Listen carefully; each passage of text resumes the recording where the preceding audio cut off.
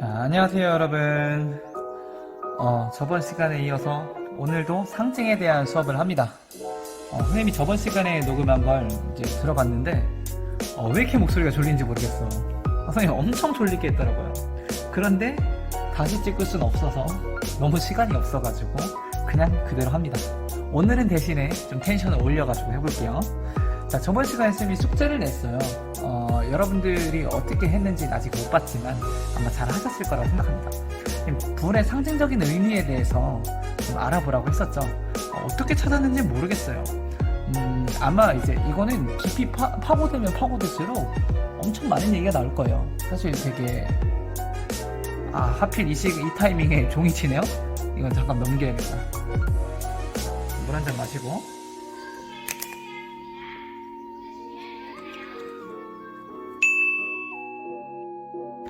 자, 이거는 이 원형적인 상징이거든. 이것도 원형 상징이에요. 원형 상징에 대한 연구는 막 이제 국어학자들이 하기보다는 굉장히 심리학자들부터 해서 굉장히 많은 사람이 매달리고 있는 분야예요. 여러분 이름은 들어보셨을지 모르겠어요. 칼 융이라고 들어보셨어요? 구스타프 융이라고. 이름 맞나? 안 맞을 거예요.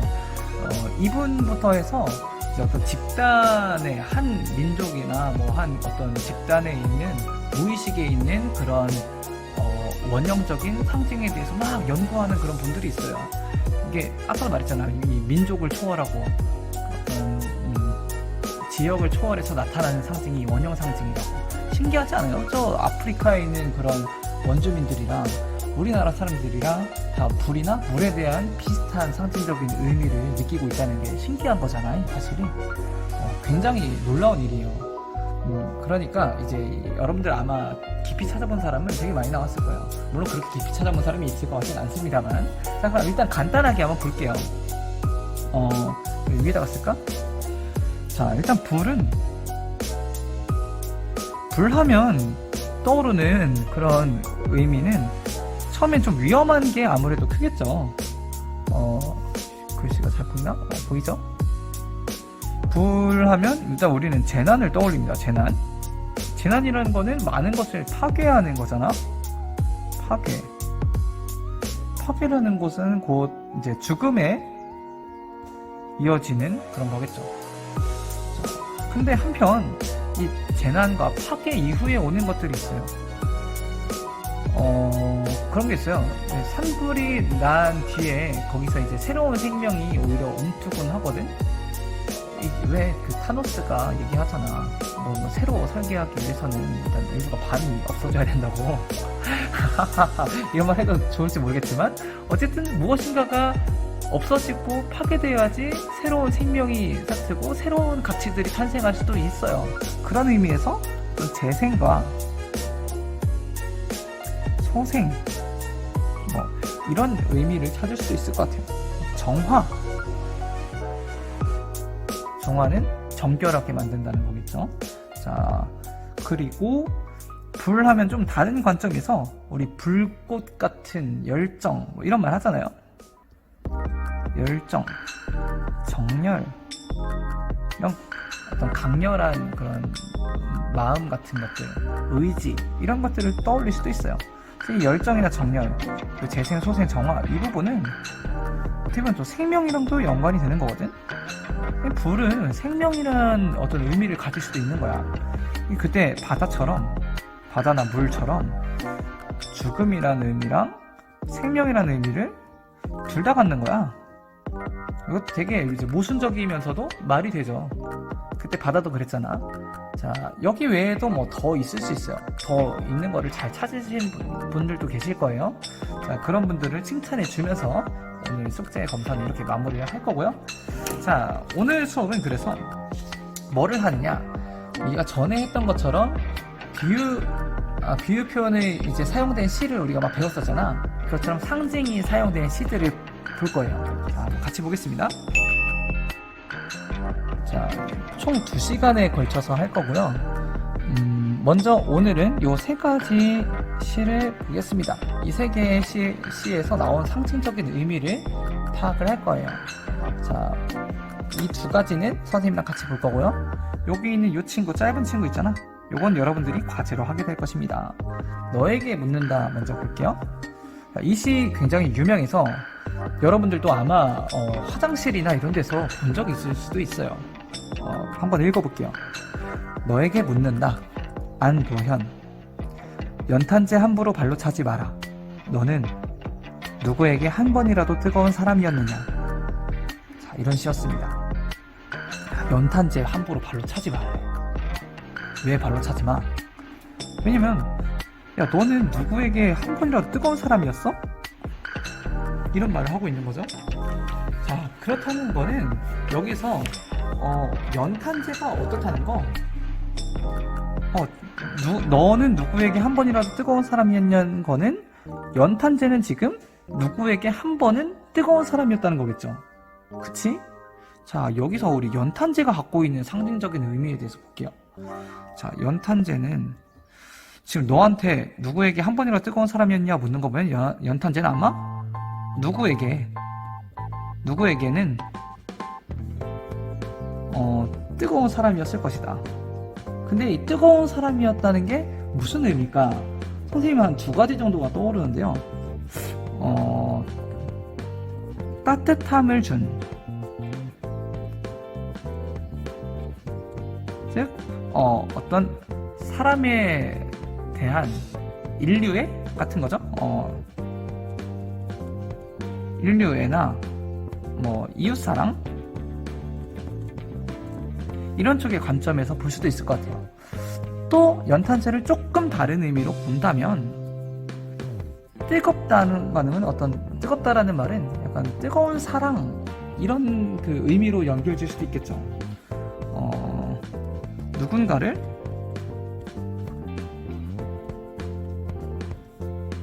뜨겁게 사랑함. 이 정도로 볼 수 있을 것 같아요.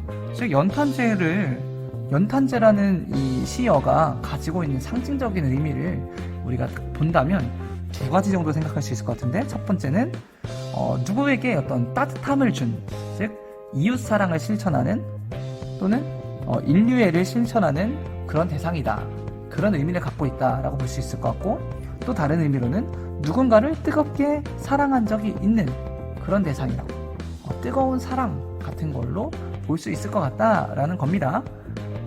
자, 이런 식으로 우리가 시를 보면서 그 시에 나오는 이런 단어들의 상징적인 의미를 찾아볼 거야.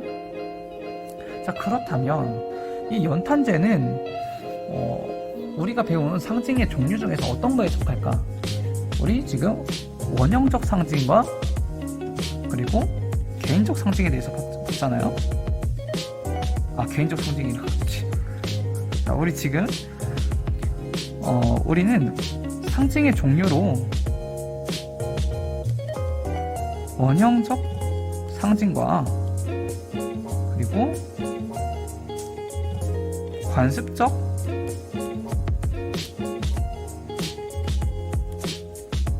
상징에 대해서 배웠습니다. 자, 원형적 상징은 뭐라고 했었죠?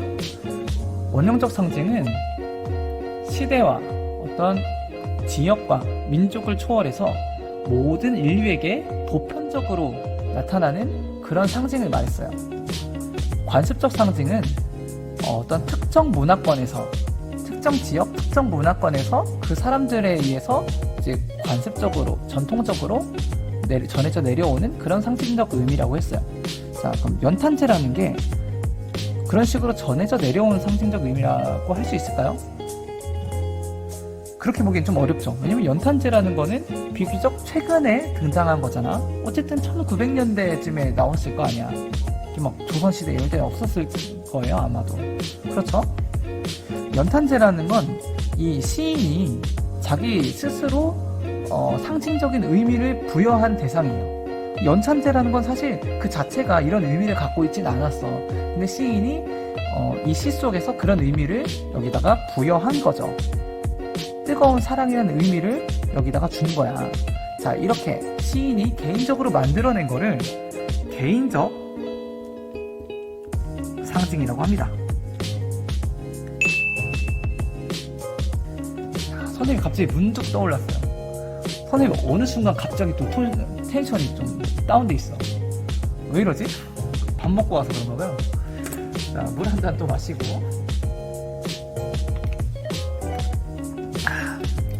와, 텐션 올려가지고 가겠습니다. 자, 그러면 우리가 시에서 만나게 되는 그런 상징들은 어떤 상징들이 맞냐 하면은 원형 상징이나 관습적 상징은 사실 많이 나오긴 하지만 시에서 정말 많이 나오는 건 이 개인적 상징이에요. 시인이 지 알아서 만든, 지라고 하면 좀 그렇고, 시인이 자기가 만들어낸 그런 상징적 의미를 대상에 부여하는 경우가 굉장히 많단 말이야. 그래서 선생님이 이 시를 통해서 상징적 의미를 발견해보는 작업을 같이 해보자고 하는 거예요. 우리가 시에서 정말 만나게 될 것들은 요 개인적 상징일 확률이 높으니까. 기왕 펜도 삼색펜 가져온 거 약간 빨간색으로 해드리겠습니다. 파란색이었네. 파란색으로 해드리겠습니다. 자, 개인적 상징들을 좀 발견하게 될 거예요, 아마도. 그러면 옆에 있는 무화과 숲이라는 시를 볼게요. 이 시는 어렵진 않은데 굉장히 최근에 나온 시예요. 그러니까 이 황인찬이라는 시인분이 선생님보다 2살밖에 안 많아. 굉장히 젊으세요. 33살이시죠. 우리나라 나이로는 33살. 굉장히 젊은 나이에 아주 유명한 시인이에요. 선생님도 정말 좋아하고 한번 같이 읽어볼게. 자, 무화과 숲이라는 그런 제목입니다. 쌀을 씻다가 창밖을 봤다. 숲으로 이어지는 길이었다. 그 사람이 들어갔다 나오지 않았다. 옛날 일이야. 저녁에는 저녁을 먹어야지. 아침에는 아침을 먹고 밤에는 눈을 감았다. 사랑에도 혼나지 않는 꿈이었다. 어때요? 다시 읽어야 될 것 같아요. 선생님 감정이 안 잡혔어. 원래 시를 감상할 때는 굉장히 진지한 자세로 감정을 잡고 봐야 되는데 선생님이 톤을 높이고 텐션을 올리려는 그런 욕심에 시를 너무 이상하게 읽어버렸어요. 다시 읽을게요. 무화과숲, 황인찬. 쌀을 씻다가 창밖을 봤다. 숲으로 이어지는 길이었다. 그 사람이 들어갔다 나오지 않았다. 옛날 일이다. 저녁에는 저녁을 먹어야지. 아침에는 아침을 먹고 밤에는 눈을 감았다. 사랑에도 혼나지 않는 꿈이었다. 자, 열심히 읽었습니다. 어때? 좀 감이 옵니까? 일단 이 시를 이해하기 위해서 먼저 하나 짚고 넘어가야 하는 점이 있어요. 바로 이 무화과 숲이라는 제목인데요. 여러분, 무화과가 뭔지 아세요? 무화과, 이 한자만 좀 알아도 알 거야. 무는 없을 무자예요. 화는 꽃 화자고, 과는 열매 과자야. 없을 무, 꽃 화, 열매 과. 이해됩니까? 그러면 뭔 뜻이냐, 결국 원래 열매는 열매 맺기 전에 꽃이 먼저 피고 그 다음 꽃이 진 자리에 열매가 생기잖아요. 초등학교 수업 잘 들은 애들은 이거 알 건데. 자, 그런데 무화과는 꽃이 없어. 꽃이 피지 않고 열매를 맺어. 나무. 자, 꽃이 안 피는 그런 나무예요. 그런 걸 먼저 이해하고 우리가 넘어가겠습니다. 자, 한번 쭉 따라서 볼게요. 이 시는 여러분들 스스로 이해하라고 하면 조금 어려울 수 있어서 선생님이 이 시를 통해서 여러분들이 그런 상징적인 의미를 발견하는 법에 대해서 한번 점검해 보도록, 좀 알아보도록 해볼게요. 먼저 이 시를 이해하기 위해서는 저번에 3가지를 말했었어요. 뭐야? 말하는 이, 마라니에 대해서 봐야 되고, 그 다음에는 감정, 그 다음 표현에 대해서 봐야 된다고 했는데, 오늘 같은 경우에는 이 표현은 상징이 되겠죠. 자, 먼저 마라니를 보자고요. 마라니 누구예요? 마라니는 누구다 라고 나오진 않았지만 지금 무엇을 하고 있는지 나와요. 쌀을 씻다가 창밖을 봤어요. 뭐 그러면서 지금 옛날 생각을 하죠. 숲으로 이어지는 길인데 그 사람이 들어갔다 나오지 않았고 옛날 일이다 하면서 옛날 일을 잠깐 떠올려요. 그리고 저녁에는 저녁을 먹어야지. 아침에는 아침을 먹고 밤에는 눈을 감고 꿈을 꿨어. 이 사람이 지금 하고 있는 행동들이 그려지죠. 이 쌀을 씻고 그 다음에 저녁밥 먹고 아침밥 먹는 거, 이거 특별한 일은 아니죠. 매일매일 일어나는 일들이에요. 일상이란 말이야. 일상. 일상을 보내는 사람인데, 이 사람이 일상을 보내는 중에 하나 딱 하는 게 있어요. 특별한 일. 뭐냐?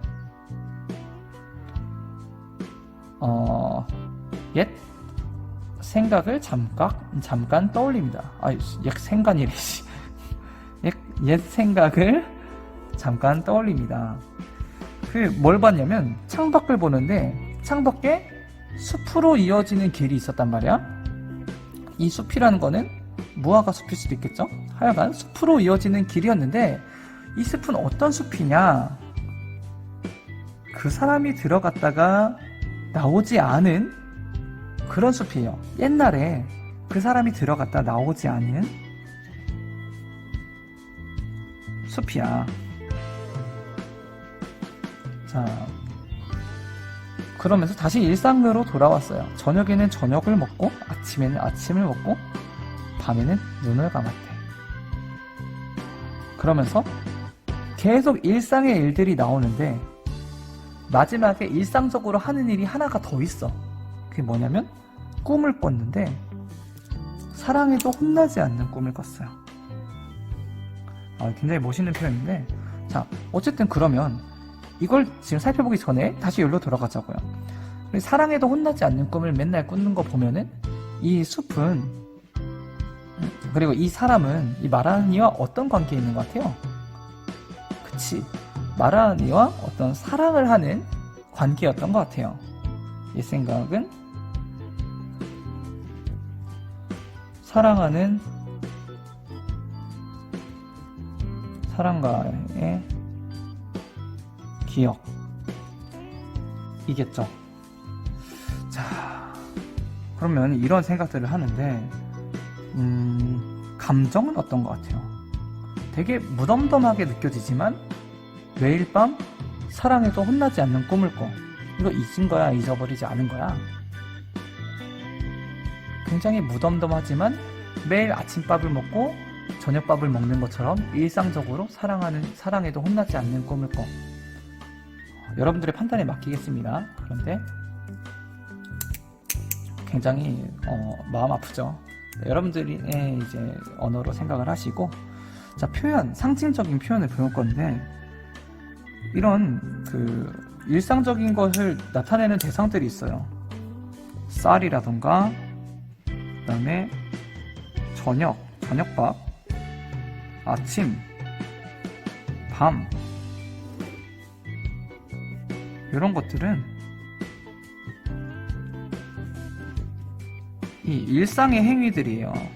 일상이란 거를 뜻하는 일상이란 상징적인 의미를 갖고 있는 단어들이야. 자, 그럼 이 숲은 뭘까?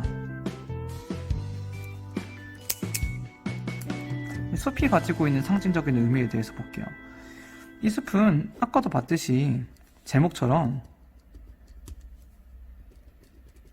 펜이 잘 안 나오네. 무화과 숲이던데 펜이 잘 안 나온다. 무화과 숲일 텐데, 자, 무화과 숲은 꽃이 피지 않아요. 즉, 두 사람의 관계가 꽃 피지 못한 채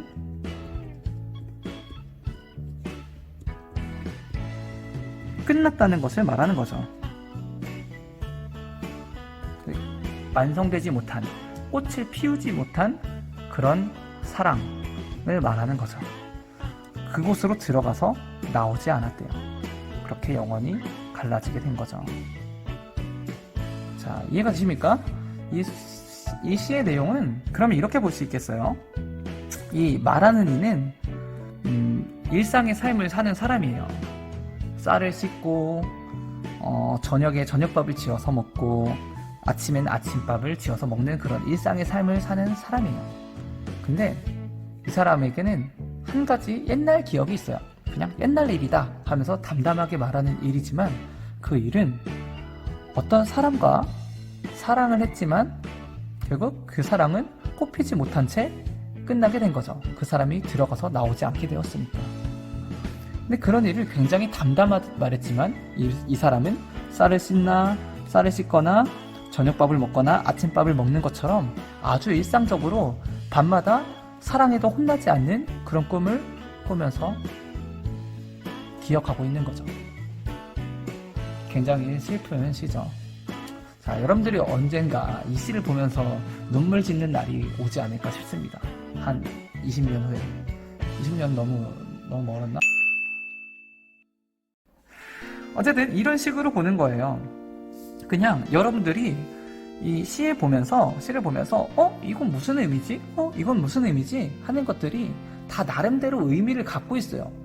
왜냐하면은 선생님이 처음 시에 대해서 이제 배웠던 그런 시간에도 말했지만 시는 굉장히 함축적인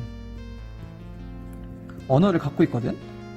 소설에서 줄글로 쭉 쓰는 거랑 달리 시는 굉장히 함축을 해요. 줄이는데 거기에 의미를 담는단 말이야. 그래서 이 상징이라는 표현과 뗄래야 뗄 수가 없어요. 시에 나오는 대부분의 단어들이 나름의 의미를 갖고 있습니다. 그거를 이해할 수 있어야지 시를 이해할 수가 있겠죠. 자, 왜 상징을 배워야 되는지 아시겠습니까? 자, 오늘은 그러면 숙제로 하나를 내줄 거예요. 되게 짧죠, 오늘 수업. 자, 오늘은 이 섬에 대해서 여러분들이 나름대로 그 상징적인 의미를 파악해보는 그런 숙제를 내줄게요. 자, 한번 일단 읽어드릴게요. 자, 섬. 정현종. 사람들 사이에 섬이 있다. 그 섬에 가고 싶다. 자, 이런 시였습니다. 굉장히 짧죠? 이거 그래서 유명해. 짧아서 또 짧고 인상적이어서 굉장히 유명한 시예요. 여러분들이 이거 좀 어렵거든요? 그리고 한 가지로만 해석이 되지 않아요. 이게 여러 가지로 해석이 되기 때문에 좀 어려울 수 있어요. 자, 이 섬이란 시에 나오는 이 섬이라는 게 어떤 의미를 갖고 있는가? 이 상징적인 의미. 섬의 상징적 의미 찾기. 이거를 숙제로 내드리겠습니다. 알겠죠? 자, 한번 이거는 그리고 말했지만 어렵습니다. 어렵지만 막 줄글로 길게 쓸만한 것도 아니고 몇 줄이면은 다 답을 완성할 수 있는 거잖아요. 여러분들의 그런 상상력을 또는 논리력을 총동원해서 한번 해결해 보도록 하겠습니다. 할 수 있겠죠? 자, 그럼 오늘은 짧지만 이만 마치도록 하겠습니다. 안녕.